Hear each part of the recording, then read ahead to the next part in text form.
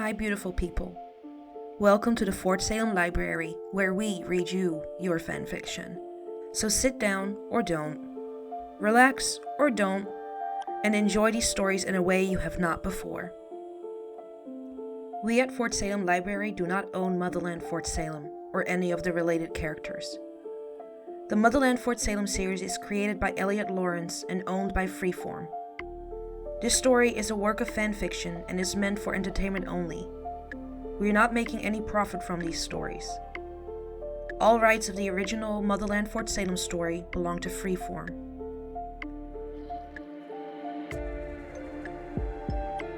We also do not own Just a Touch, or any of its original characters and storylines. We did, however, get permission from the author to read their story. This story is created and written by FlyingBlueBirds, and you can find a link in our show notes. This story is being read to you by me, Britt.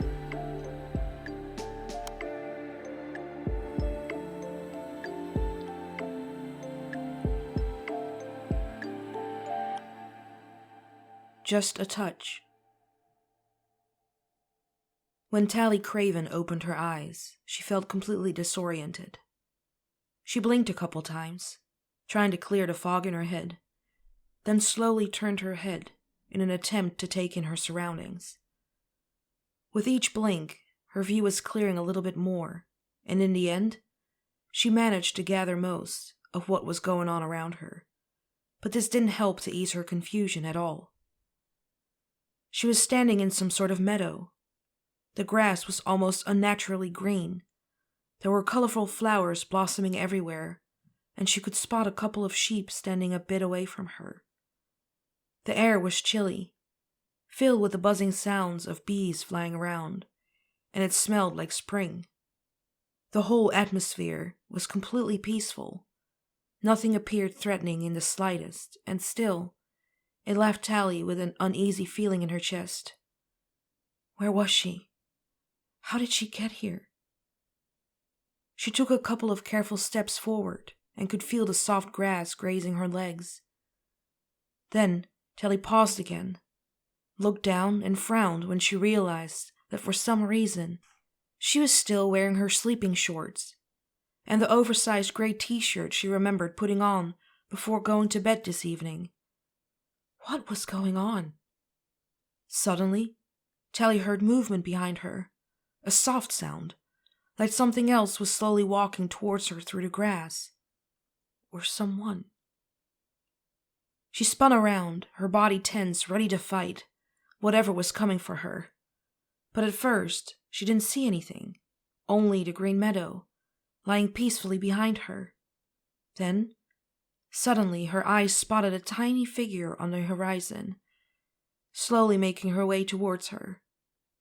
Tally hesitated, not quite sure how to react. For some reason, the feature of that figure felt strangely familiar and didn't seem to mean her any harm. It came closer and closer, then stopped, only a couple of feet away from her. Tally froze.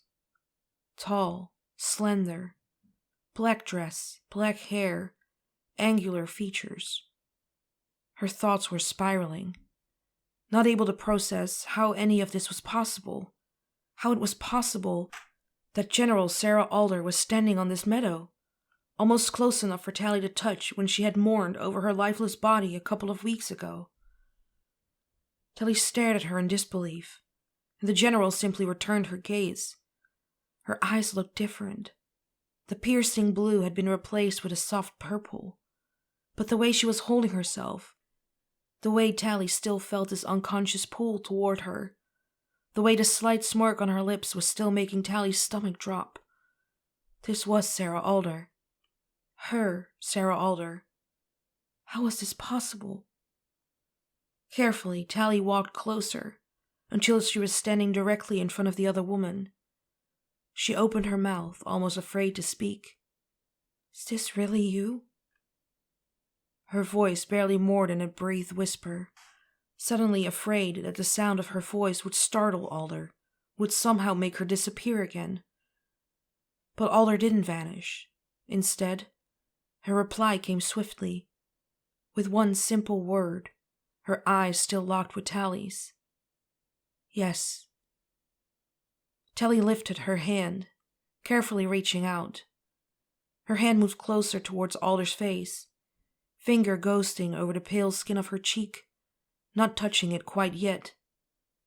How are you here? She could feel her fingers twitching, desperate to close that last distance between them, to feel the heat of Alder's skin under her fingertips. But she was waiting for Alder's reply, for an explanation. The reply, however, never came. Instead, her fingers started to act on their own accord, moving almost insignificantly closer.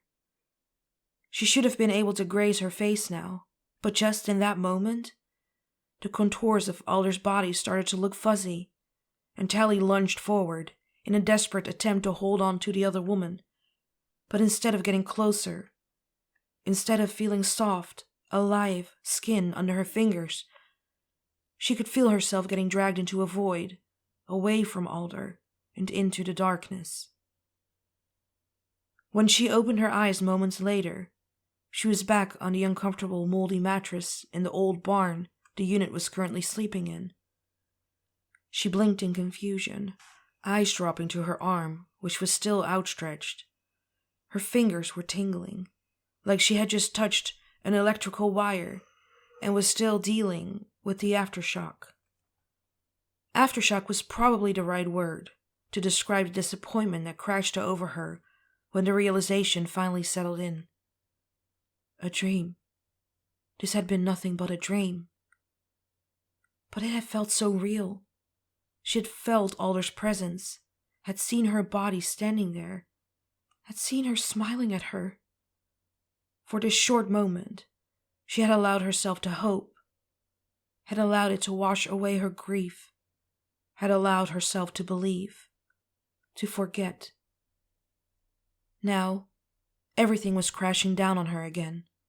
All the suppressed feelings she had desperately tried to hide away because she needed to function, needed to stay strong and move on.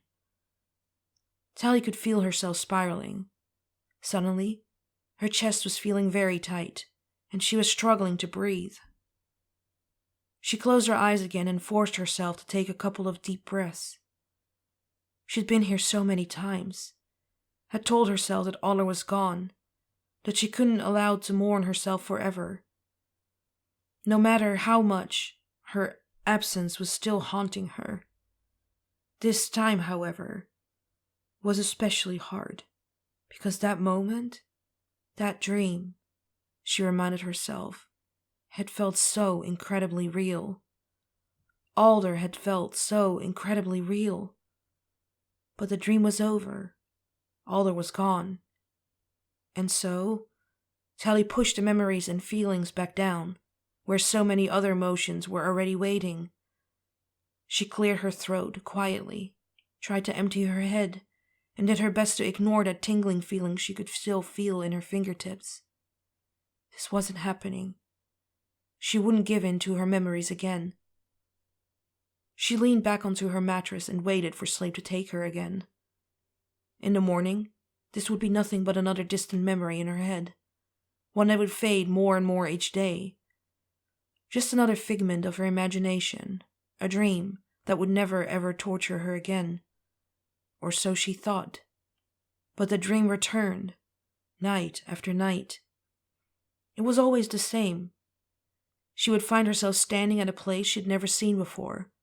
Another meadow, a clearing in the woods, the edge of a river. She would look around and would take in her surroundings carefully. Moments later, Alder would appear behind her, standing there with slightly curly hair.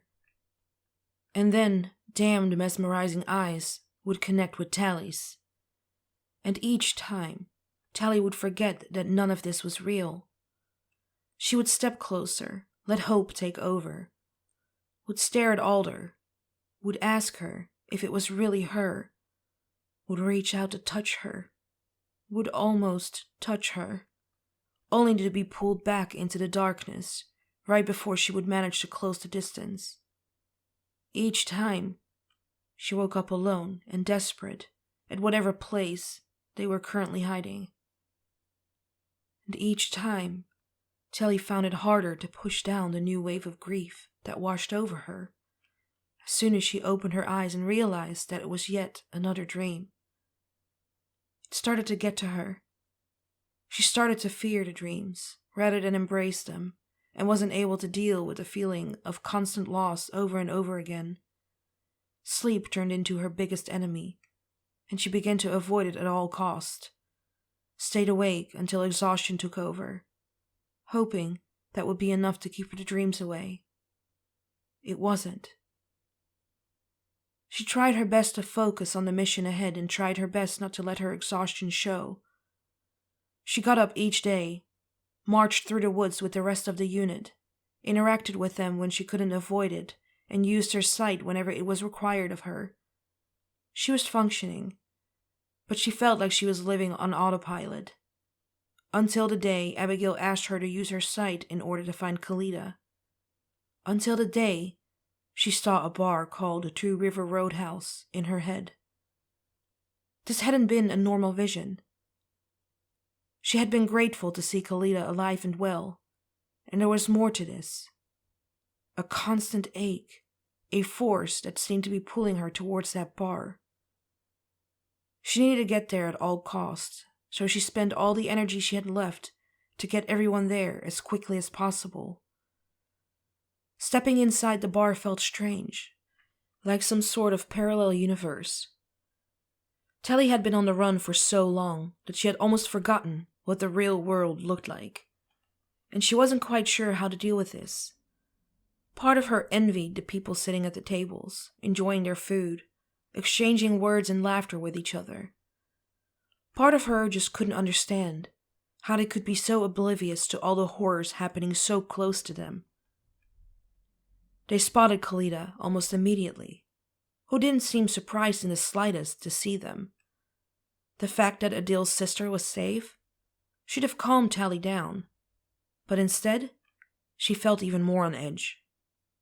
She was standing in the middle of the room, the talking of the people around her nothing more than a distant buzzing in her ears, and felt more alone than ever. Suddenly, all of this reminded her a little bit too much of her torturous dreams. The strange location, the peaceful atmosphere, and then the sound of someone moving behind her. Tally turned around and gasped when she spotted Alder walk into the room, a tray of drinks in her hand. This time, however, something was different. This time, Tally knew none of this was real. This time, Tally would not let this dream take control of her, would not let it hurt her again. Tally hesitated only for a split second, then continued, to direct her usual sentence at Alder, not wanting to break the pattern just yet. She was surprised at the firm sound of her voice. "How are you here?" "Same as you. I came through the front door." Well, the sass was new. Still, Tally automatically reached out, moving closer to Alder, taken over once more by the all-too-familiar need to touch her. But she managed to resist, reminded herself that if she would give in, if she would try to touch her, this would mean the end of her dream. Just like it always had been for the last few weeks. Tally retreated her hand. She wasn't ready for any of this, for the grief taking over once more, for the weight of the world crashing back down on her. She waited and observed Alder, with watchful eyes. Then, time seemed to move quickly, and the evening passed in a blur. She was dancing with Abigail and was losing herself in the music. She kept checking on Alder, who seemed to be lingering around. But Tally didn't dare make a move, didn't dare to do anything that would end this dream. Still, she caught herself reaching out to touch Alder whenever she was close, but she couldn't, not without being dragged away from Alder once more and waking up all alone. It was driving her insane. Then, finally, once Alder had dragged her outside the bar, once she had confronted Elaine and had invited Tally inside a trailer, she couldn't hold it in any longer. "Is this really you?" Alder looked at her, a soft smile on her lips. She teasingly raised her eyebrows, almost as if she was challenging Tally. "Why don't you find out for yourself? I know you've been dying to do it all evening." Something inside of Tally snapped, and for once she stopped thinking. She watched her hand move on its own accord, slowly making its way to Alder's face, and could feel her fingers reach out, moving closer and closer, and then... oh. She could feel the soft skin of Alder's face under her fingertips, could feel the warmth her body was radiating, could feel the older woman slightly lean into the touch, closing her eyes at the contact, and releasing a silent sigh. Tally retreated her hand as if she had burned herself. Her eyes shot open in disbelief when she realized Alder was still standing right in front of her. She was still here? They were still here? How? She managed to choke out, before all the emotions she had bottled up so neatly suddenly came crashing through the surface, and Tally couldn't hold back the tears any longer. She watched Alder stepping forward through tear-clouded eyes, and then her hands were on her back, pulling her into a tight embrace. Tally let out a loud sob when she felt Alder's body pressed against her own. She turned her head and buried it in the mess of Alder's hair, allowing herself to let go, to forget everything around her, and to just enjoy the moment, the closeness, the comfort. She had no idea just how long they were standing there like this, but when Tally finally stepped back, she felt like a heavy weight had been lifted from her shoulders. She felt like she could finally breathe again. Tally closed her eyes, forced herself to take in a raspy breath and another. Her hands were still shaking, and she needed a couple of moments to collect herself. She felt Alder moving, felt the comfortable warmth of her hand on her body vanish, then heard her dark, raspy voice, which was barely more than above a whisper. "See you in your dreams, little dove."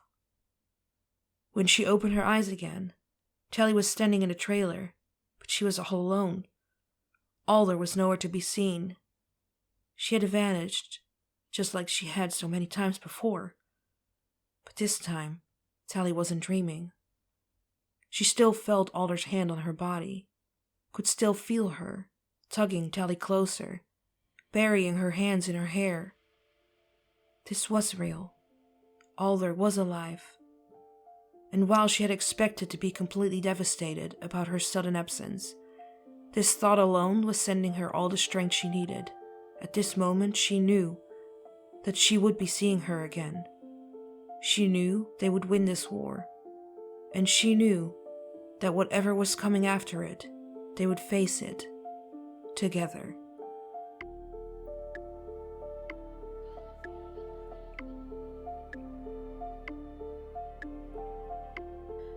Please find the fanfiction you just listened to on Archive of Our Own and leave the author some love.